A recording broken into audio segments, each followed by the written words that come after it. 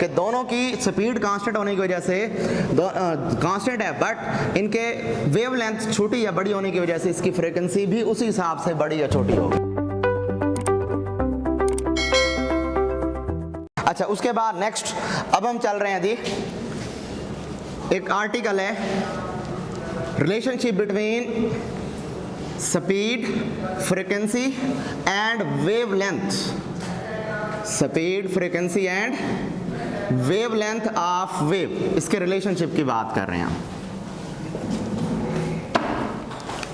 या सवाल आता है कि prove that v is equal to F lambda, या यूं कहते हैं कि write a note on relationship between speed of wave, frequency and wavelength. तो सबसे पहले चीज ये देखते हैं कि तीनों पैरामीटर हैं क्या।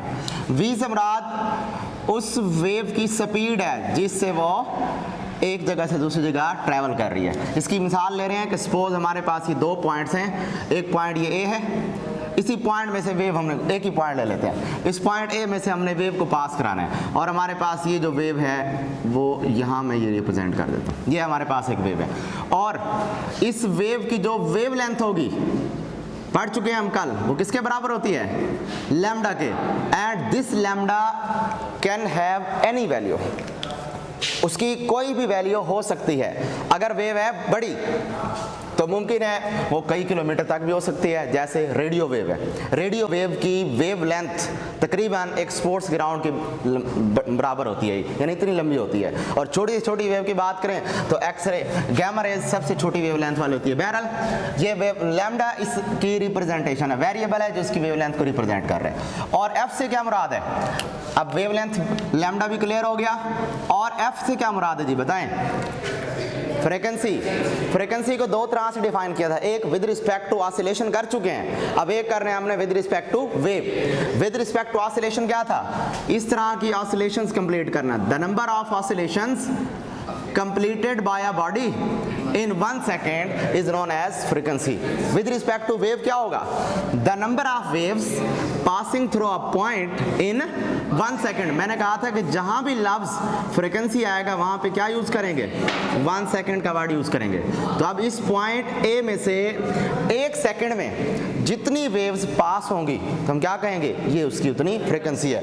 यानी ये इतनी वेव्स, अगर फर्ज करें 1 सेकंड गुजरा, ये पूरी एक वेव गुजर गई है, मैं कहूँगा उसकी फ्रीक्वेंसी 1 हर्ट्ज है। इस तरह की 2 वेव्स गुजर गई हैं, मैं कहूँगा 2 हर्ट्ज फ्रीक्वेंसी है। 3 गुजर गई हैं, 3 हर्ट्ज फ्रीक्वेंसी। अगर 10 वेव गुजर गई हैं तो मैं क्या कहूँगा। अच्छा, यहाँ एमसीक्यू अगर आपसे करूँ कि बताएं 5 एक वेव है, उसकी 5 हर्ट्ज फ्रीक्वेंसी है और उसकी वेव लेंथ कितनी है, 5 सेंटीमीटर। एक वेव जिसकी वेव लेंथ कितनी, 5 सेंटीमीटर, और उसकी फ्रीक्वेंसी कितनी बताई मैंने, 5 हर्ट्ज। अब मुझे ये बताएं कि इस वेव ने इस पॉइंट से गुजरते हुए इन, यानी 5 हर्ट्ज वाली फ्रीक्वेंसी ने, ये 5 हर्ट्ज फ्रीक्वेंसी वाली वेव ने कितना डिस्टेंस कवर किया जी, बता सकते हैं कोई। वो वेव कितना, 25। कैसे, अब देखें, हर 1 सेकंड में वो 5 सेंटीमीटर डिस्टेंस कवर कर रही है। 1 सेकंड गुजरेगा तो ये एक वेव गुजर जाएगी, यानी उसने जो डिस्टेंस कवर कर लिया वो कितना है, 5 सेंटीमीटर। 2 वेव्स गुजरेंगी, ये आगे शिफ्ट हो जाएगी, यहाँ दूसरी आ जाएगी, मतलब 10 सेंटीमीटर। 3 गुजरेंगी यानी 3 सेकंड, 3 हर्ट्ज फ्रीक्वेंसी होगी तो 15 सेंटीमीटर डिस्टेंस कवर होगा। अगर 5 हर्ट्ज फ्रीक्वेंसी होगी तो फिर कितना डिस्टेंस कवर होगा, 25 सेंटीमीटर डिस्टेंस कवर होगा। यहाँ से यूँ भी एमसीक्यू पूछ सकते हैं, और ये हमने क्लियर कर लिया। अब इसी चीज़ को हम प्रूव कर रहे हैं v is equal to F lambda को। फर्ज करते हैं कि हमारे पास एक वेव है, इसको थ्योरी स्टार्ट करेंगे। Consider we have a wave whose wavelength is lambda and its speed is v, ठीक है।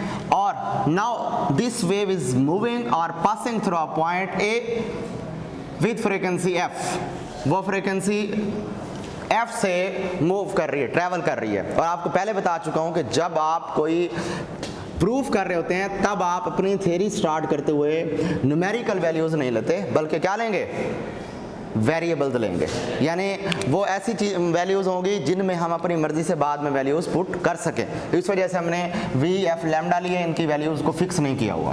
तो अब यहाँ पर हमें पता है कि जब यहाँ से ये ट्रैवल करेगी, ट्रैवल करने के दौरान फ़र्ज़ किया उसने टाइम टी लगाया है, and suppose this time T is equal to capital T. What is capital T? Time period. और टाइम पीरियड से हमने क्या मुराद लिया था? The time to complete one vibration. यहाँ क्या होगा? The time taken by wave to pass one wave. एक कंप्लीट वेव को पास होने में जितना टाइम होगा। Suppose this wave takes time that is equal to time period, so it cover a distance and this distance is equal to कितना होगा? उसकी wave length के बराबर होगा। अगर फर्ज करें रेडियो वेव्स है तो ज़ाहिर बात उसका डिस्टेंस रेडियो वेव की वेवलेंथ जितना कवर होगा। अगर फर्ज करें गैमा रेज है तो इसका जो डिस्टेंस कवर होगा वो गैमा रेज की वेवलेंथ जितना डिस्टेंस ही कवर होगा। समझ आई? तो ये चीज़ हम यहाँ से ऑब्जर्व कर चुके हैं। अब इसी को फार्मूला लगाते हैं, हम पढ़ चुके हैं। We know that S is equal to V T. क्या पढ़ चुके हैं? S is equal to V T. अब मुझे ये बताएं कि जो हमने डिस्टेंस कवर कराया इस वेव ने किया वो कितना है? Here S is equal to lambda, और उसके बाद टी किसके बराबर है? कैपिटल टी के। तो यहाँ पुट करें, एस की जगह लैम्डा आ जाएगा और वी वैसे रहने दें, और इसकी जगह आ जाएगा कैपिटल टी। और आप पीछे पढ़ चुके हैं, we also know that capital T time period is equal to reciprocal of frequency. पढ़ा हुआ है? यहाँ कैपिटल टी की जगह लगा दें, lambda is equal to V, यहाँ पर आ जाएगा 1/f, और इसको हम क्या लिख सकते हैं? v is equal to F lambda. F इधर शिफ्ट कर दें, F lambda is equal to V. तो यही हमने प्रैक्टिकली प्रूफ करना था, v is equal to F lambda. तो दिस इज वेव इक्वेशन। याद रखें, जैसे हमने 9th में चैप्टर नंबर 2 में इक्वेशंस ऑफ मोशन बनाई थी, V F is equal to V I plus A T, V F S is equal to V I T plus 1/2 A T square, यहाँ हमने बनाई थी, वहाँ पर 2s is equal to V F square minus V I square. Similarly यहाँ पर क्या है? यहाँ पर भी हमने उस वेव के ट्रैवल करने की इक्वेशन बना ली है। वो क्या है? v is equal to F lambda. यहाँ से एक बात क्लियर हो गई कि speed of wave depend upon, अब बताएं जो वेव की स्पीड है वो किन किन फैक्टर पे डिपेंड कर रही है? आप जरा इस पे डिस्कस कर लेते हैं। On what factor speed of wave depend? v is equal to F lambda.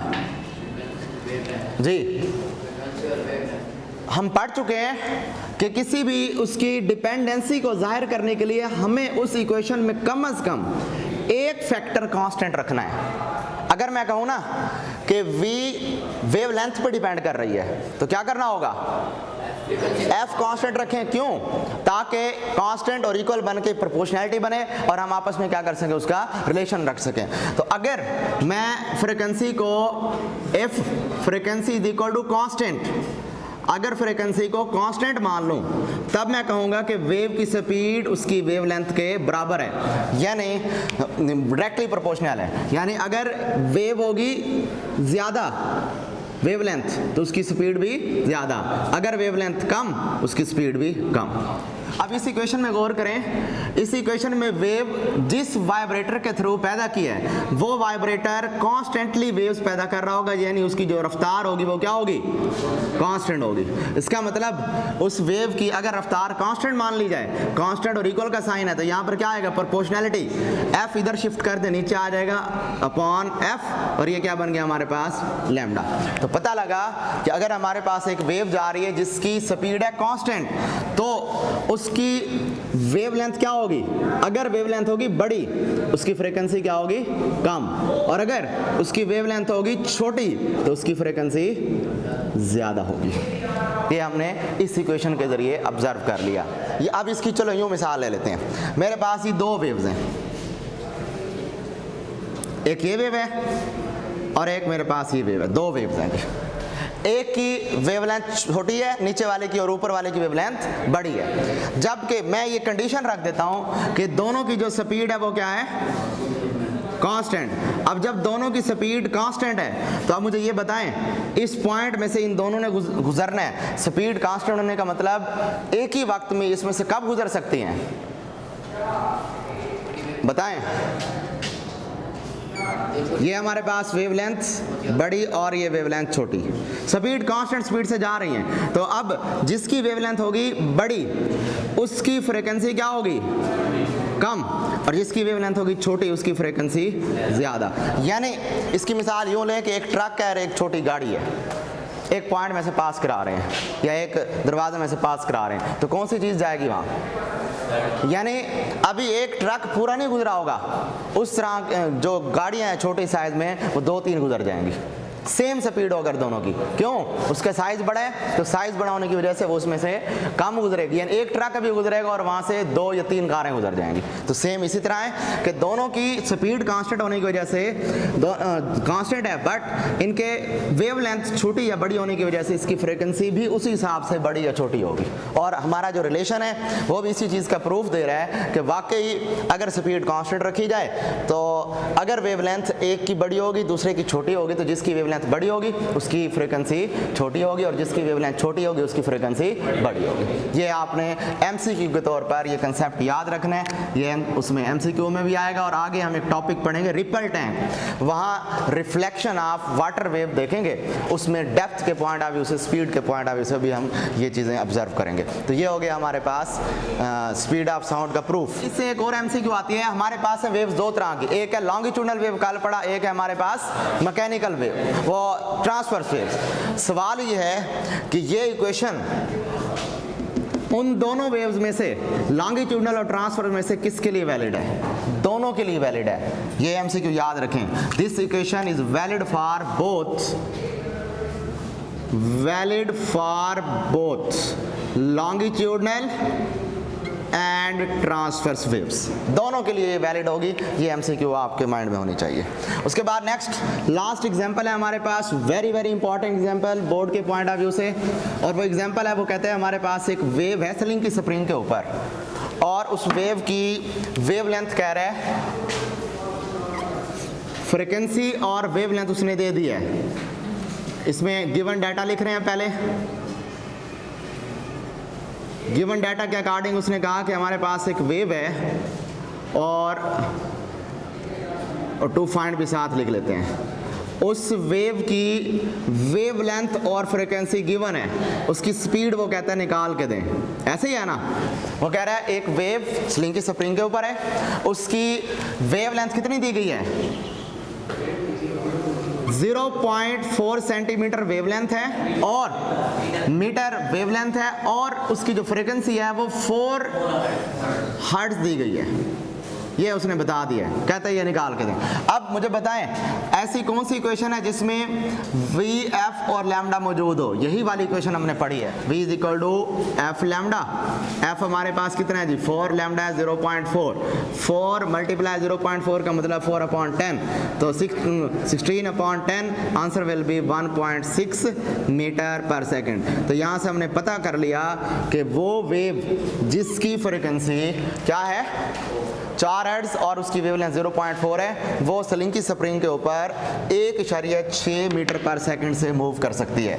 तो ये इस इक्वेशन की जरा आप ब्यूटी चेक करें कि इक्वेशन कितना बेहतरीन अंदाज में हमें उस वेव की इंफॉर्मेशन दे रही है, उस वेव की स्पीड बता रही है जो हम किसी मशीन से कैलकुलेट कर रहे हैं। हम क्या कर रहे हैं, इसकी जो फ्रीक्वेंसी हम खुद कैलकुलेट कर सकते हैं, हम काउंट कर सकते हैं कि इसमें से 1 सेकंड में से कितनी वेव्स पास हुई हैं, फ्रीक्वेंसी मिल जाएगी। और इसकी वेवलेंथ भी हम मेजर कर सकते हैं स्केल के थ्रू कि ये कितनी बड़ी वेव है। अगर स्केल के थ्रू नहीं तो जो भी आप वेव यूज़ करेंगे उसकी वेवलेंथ हमारे पास ऑटोमेटिकली नोन होती है पहले से।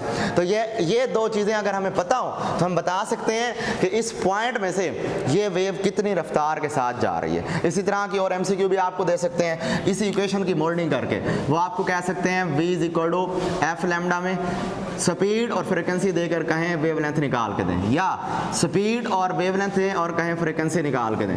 तो ये आपको इस तरह से तीनों एक ही फार्मूले को तीनों तरह से मोल्ड करके वो एमसीक्यू दे सकते हैं। ये आपने माइंड में रखना है, ठीक है।